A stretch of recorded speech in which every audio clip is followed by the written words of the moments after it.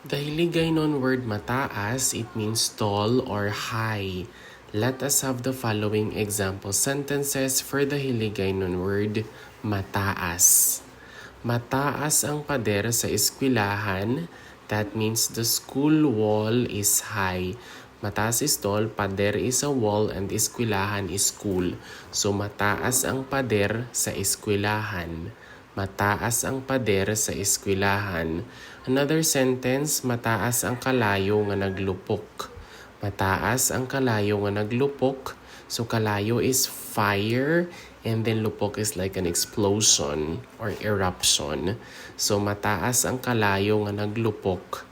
Mataas ang kalayo nga naglupok. Pinakamataas siya nga estudyante sa klase.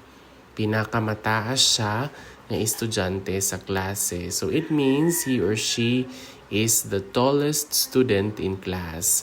Mataas is tall, pinakamataas is the tallest, mas mataas is taller, and then when we say estudyante, that's student, and then klase is class. Pinakamataas siya nga estudyante sa klase. Mataas ang presyo sang bugas subong. That means the price of rice is high now. Mataas ang presyo sang bugas subong. So mataas, that means high. Presyo is the price, and then bugas is rice, uncooked rice, and then subong is now or today or this time. So mataas ang presyo sang bugas subong.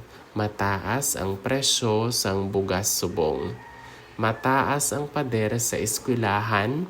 Mataas ang kalayo nga naglupok. Pinakamataas siya nga estudyante sa klase. Mataas ang presyo sang bugas subong. So that is for the Hiligaynon word mataas, which means tall or high.